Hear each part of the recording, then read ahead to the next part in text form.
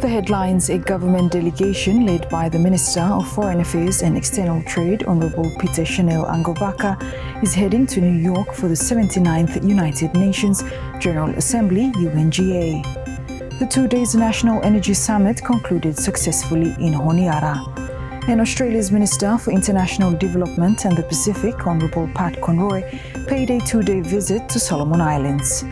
Hello, you're watching SIBC's TV News Bulletin. I'm Sharon Nanau. A government delegation led by the Minister of Foreign Affairs and External Trade, Honorable Peter Chanel Angovaka, is heading to New York for the 79th United Nations General Assembly (UNGA). The UNGA is set to take place from 22nd to 28th September. Prime Minister Jeremiah Manele will not attend this year's UNGA. Prime Minister Manele, during a press conference yesterday, told local media that pressing domestic legislation work on several important government bills are the reasons for his non-attendance at the UNGA. He says in his absence, Minister of Foreign Affairs and External Trade, Peter Chanel Angovaka, will be leading the 16-member delegation to the UNGA. Ladies and gentlemen of the media, the Government for National Unity and Transformation is serious about implementing its legislative program as announced by His Excellency at the opening of the second meeting of the 12th Parliament. We have several key legislations that will create the conducive environment for transformational change in our country. These legislations are so important and must be tabled this year. As leader of the government, it is my duty to ensure that I must personally lead the efforts to prioritize the preparation and completion of these transformational legislations with my respective ministers to be tabled in Parliament this year. I view the setting of our transformational legislative agenda as my most important responsibility at this juncture. To address this requires my presence in the country. I must balance my attention to addressing our domestic priorities with my international responsibilities, in which I represent our country at key events we participate in. Therefore, after much thought, I will dedicate the next week in meeting with relevant ministers and their ministries and the drafting department in the Attorney General's chambers to expedite the progress of these legislations. Ensuring these transformational legislations to be tabled in Parliament will unlock the opportunities for transformational change in our development agenda. I will therefore not attend the UNGA meeting in New York this year. I have tasked the Minister of Foreign Affairs and External Trade to lead the Solomon Islands delegation to the 79th session of the United Nations General Assembly in New York. Prime Minister Manele says a series of high-level meetings will be held during the 79th UNGA by the government ministers attending.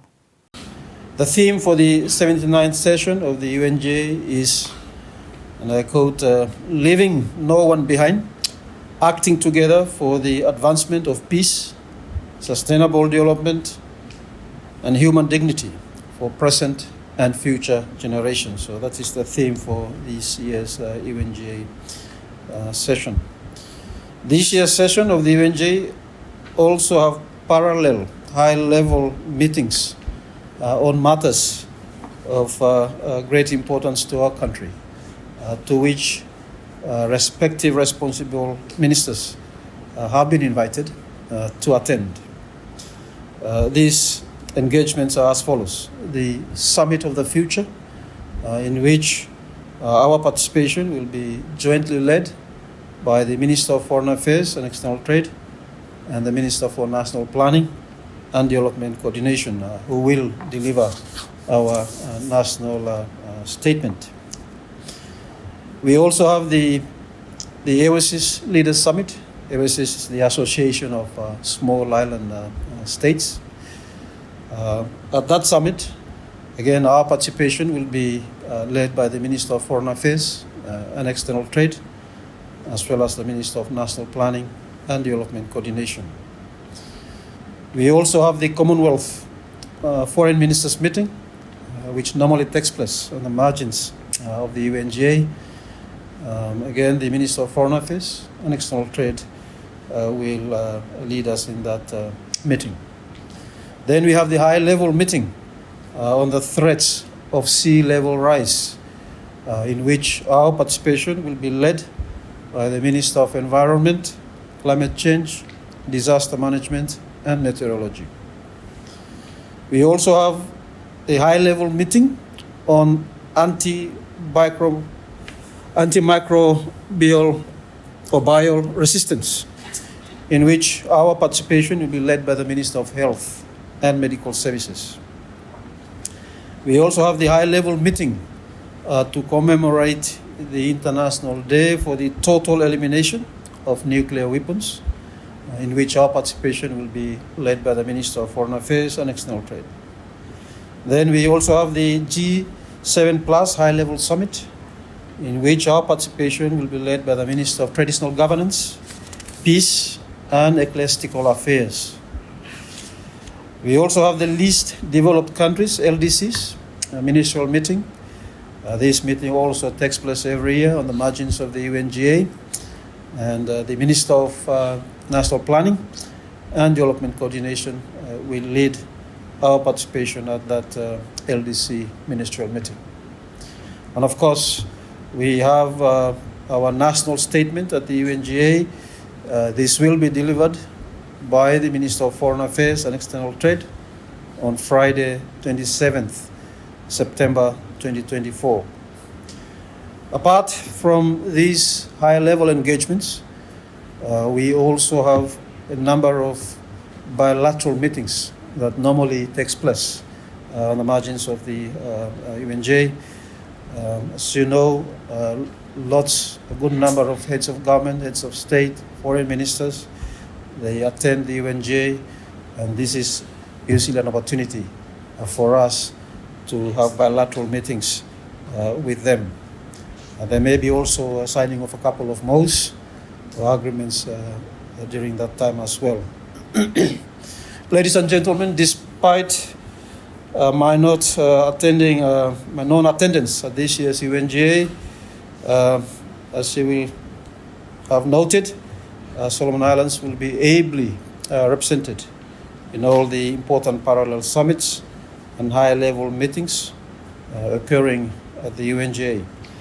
I'm extremely happy to say that Solomon Islands is better prepared to engage positively at this year's UNGA meeting through the participation by the respective responsible ministers as well as the senior officials that will be accompanying them. Honorable Manele adds domestic issues will always take precedent over international meetings and agendas. As I've said in my statement, I think it's important that I balance both domestic priorities and my international commitments. So that's the balancing part of it. I'm trying to balance domestic priorities in terms of the legislations that I would like to push.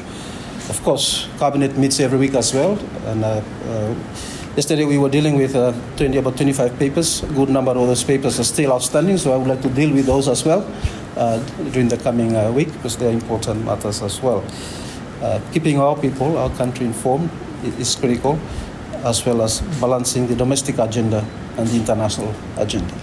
I think it's important as a government and as leaders for us to be transparent. Of course, you expect the Prime Minister to attend, but it's also important that we inform our people. So I am saying this, I'm having this press conference. It's a matter of informing the country as well. Although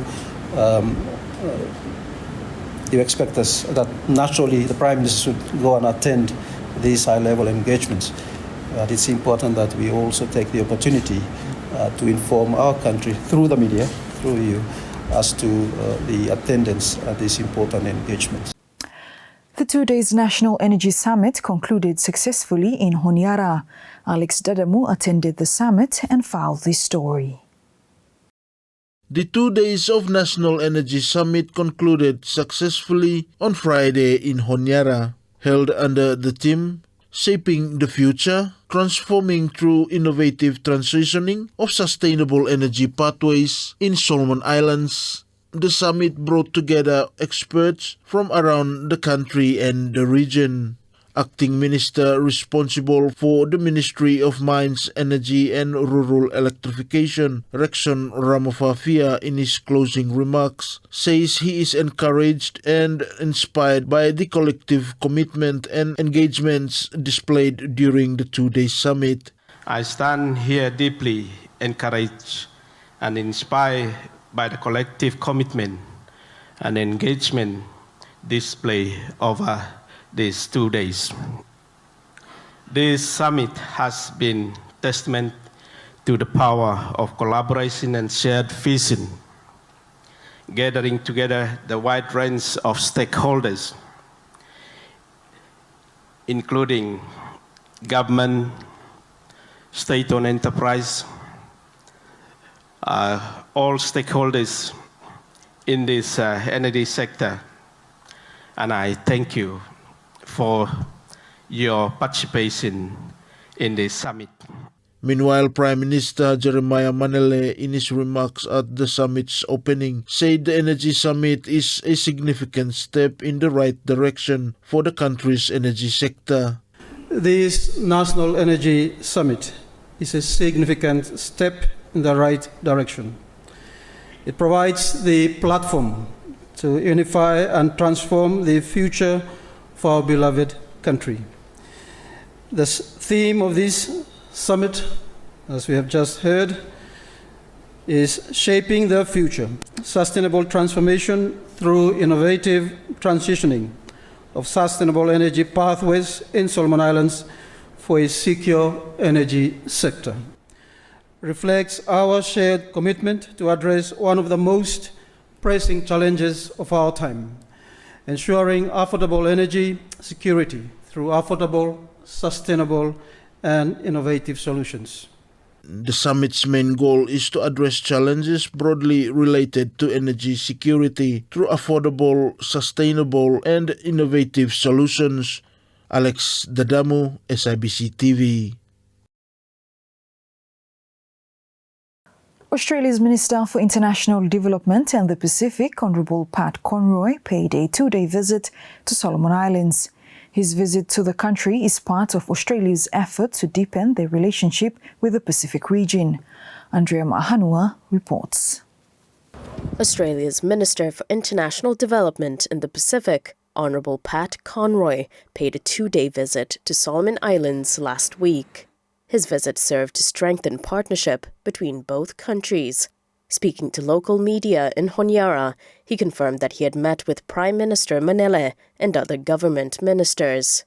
During this visit, I've been honoured to meet with Prime Minister Manele and a range of ministers, including Minister Chanel for Foreign Affairs, Minister Rex for Planning, Minister Tanagata for Police, Minister Leakana for Education, Minister Dr. Pell for Health, Minister Mahaga for Climate, Minister Sokavare in Finance, and Minister Malanga for Infrastructure. Those meetings have been really productive and have been really focused on the economic and security priorities of the Solomon Islands government and its people. Among his engagements included the announcement of an additional $85 million toward the country's health sector. In announcing a significant package of support that builds on our existing Solomon Islands Australia Health Partnership. Under that partnership, we are delivering tangible, long-lasting benefits for the community and government of Solomon Islands now and for generations to come. Through our extensive portfolio of health sector activities, we are supporting Solomon Islands to achieve the vision of your National Health Strategic Plan, a healthy future for all, by investing in health infrastructure, supporting health service delivery across the country and strengthening the health system. Meanwhile, Minister for Health and Medical Services, Honourable Paul Bosawai, acknowledged Australia for its support to the health sector. Our region, the Pacific, and our country, Solomon Islands, face a looping triple threat posed by non-communicable diseases, mental health conditions, and climate change, and as such, we are overwhelmingly vulnerable to this triple threat, and we together, as partners, and not only as partners, but as brothers in the Pacific, can take urgent action to protect the health of our region, health of our country, and together we can make a difference. Notwithstanding the importance of the health sector to our economy, and as we all know that health is wealth and wealth is not health, we still see the underinvestment in the health sector. Thus, I'm thankful to the people and the Government of Australia for the announcement of this new opportunity, and I'm further grateful to the Government of Australia who continuously, never stops, continuously inspires us to take action to secure the health of our region, including that of our country, Solomon Islands. Australia's Partnership for a Healthy Region initiative is expected to support the Ministry of Health's medical supply chain management and training of epidemiologists to identify and monitor disease outbreaks. This will enable health authorities to plan and evaluate strategies to prevent the spread of illnesses. Minister Conroy concluded his visit to the country on Thursday. Andrea Maahanwa for SIBC TV.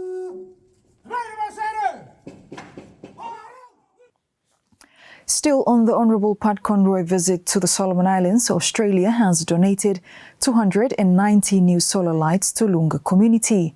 Andrea Mahanua with the details. Australia has donated 290 new solar lights to Lunga community east of Honiara on Thursday. Australian Minister for International Development in the Pacific, Honourable Pat Conroy, handed over the lights at the Lunga Community High School. Minister Conroy explained the donated lights will improve security within the community. The solar lights delivered under this project will improve community safety, especially for women and children when walking after dark, provide safer access to markets, churches, schools and other essential community centres, enable schools and communities to play outdoor football or host community events in the evenings on ovals such as this one, and provide reliable lighting using a renewable energy source in recognition of the importance of climate change and reducing Solomon's use of costly imported diesel fuel. Meanwhile, Premier of Guadalcanal Province, Willie Atu, reminded community members that security demands collective responsibility. Security and responsibility below you everyone, yeah? And also about the beginning and about the merit, also you saw finish of the vulnerable. The one him going to society below you. And sites where the picking and minimal some sites where need him security. And me like sell some let me way together here today. Security is all of our responsibilities. You mean expecting people to come up and make him feel secure. You should make him feel secure. The place him stop him. And me like say thank you too much for support what they give me today. The part of light. For making people say walk about freely here. Community leader and school chairman David Suwata explained the solar lights will help improve the community's overall environment. This light, when you take it to safety, security and education, of course, will help our economy, will grow. And that is where we try to promote. And now, this is New Lunga. We will become experiencing new ideas, new ways to go about. Because our old Lunga will be gone because of the darkness. New Lunga will be brightened and will be going to the future. And because of how you think and prioritize and identify Lunga as one of your community to support. Without you, our new Lunga will not come forth or not birth. So thank you very much for the gift that you think of us. It may seem very small, but it is too big and we value it very much. SIBC News understands the solar lights were delivered under the Community Security Project, worth $6.3 million Solomon dollars, to enhance safety in vulnerable communities in Honiara and Western Province. Andrea Maahanwa for SIBC TV. Prime Minister Honorable Jeremiah Manele says he is confident in the solidarity of his ruling government, the Government of National Unity and Transformation, GNUT. Over the past weeks, it was reported that GNUT was at risk of losing some of its members due to dissatisfaction among the party itself and political power plays by members outside of the ruling coalition. Honorable Manele told local media political power struggle is not a new issue for the country. However, he is managing the situation. He emphasized political stability is needed if the country wants to develop. These things always happen in Solomon Islands. And as any leader or as in government, we manage them within the coalition. So we are managing those stories. But it's not new.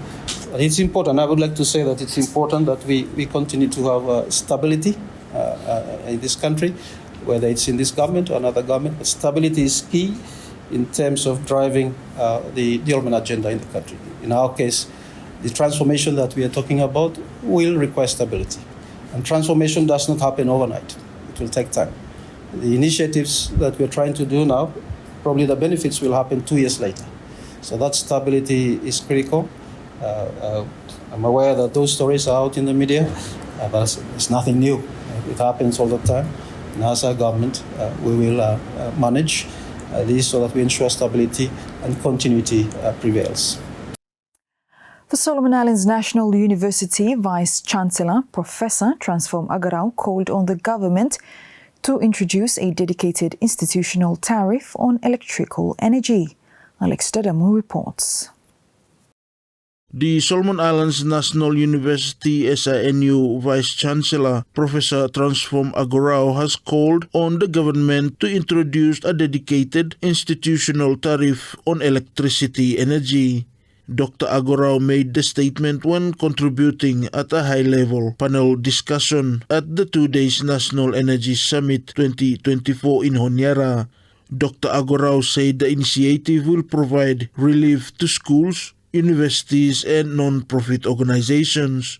We must take institutional tax reforms, tariff reforms, introducing a dedicated tariff rate for schools, universities and non-profit organizations would provide a much-needed financial relief, enabling these institutions to focus on their core missions while contributing to the clean energy transition.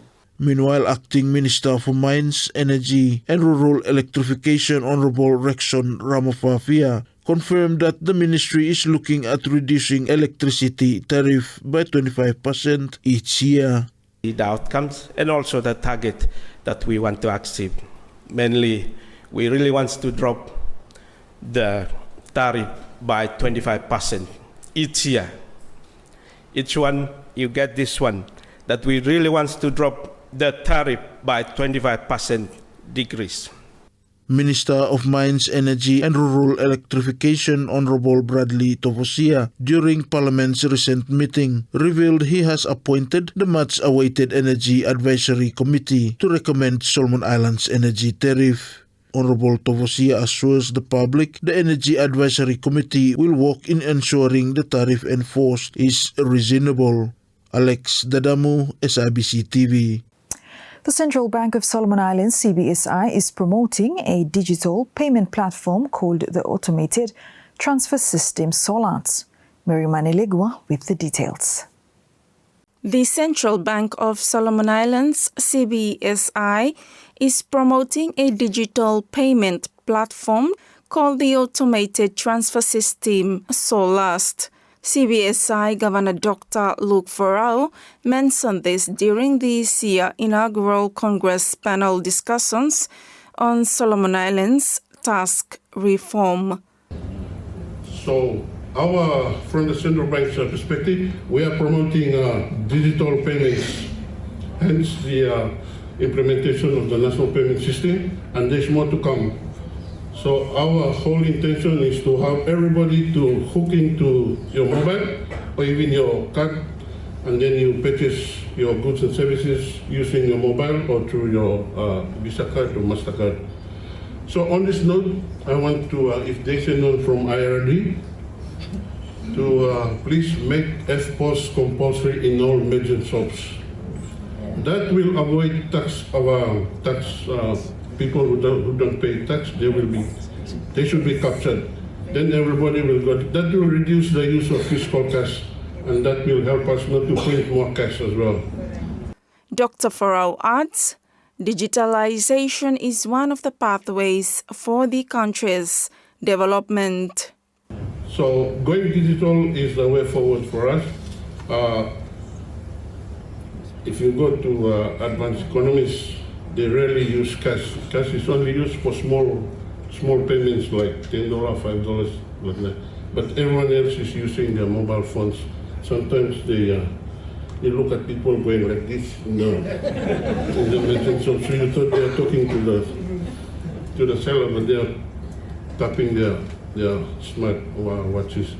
So there won't be any print of or no new $200 bill or even $500 bill, but we will be promoting digital payments.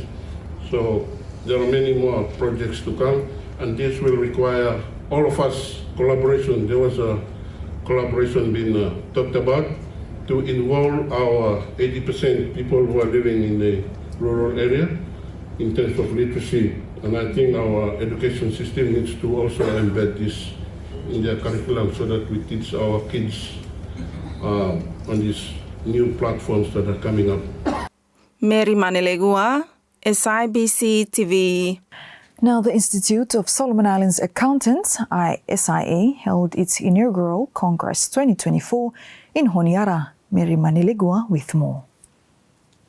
The Institute of Solomon Islands Accountants, ISIA, held its inaugural Congress 2024 in Honiara on Tuesday. The ISIA inaugural Congress was held under the theme Building for a Sustainable Future for Solomon Islands, the role of the accounting profession in nation building. In his remarks, ISIA President Johnson Lobo says the Congress is of great benefit to its members as it accommodated a number of local and international speakers and panel discussion session. The Congress will present a number of national and international speakers or panel sessions, and that will attempt to highlight the current situation around the factors in Solomon Island: education, health, and employment. Present some of the potential ways forward for all facets of societies, and finally, in some of the required obligations by the same, if not all facets of society, to step up and take ownership of the problem, and more importantly, the potential solution. Mr. Lobo assures its members the outcomes of the Congress will be presented to its members during the meeting in November this year.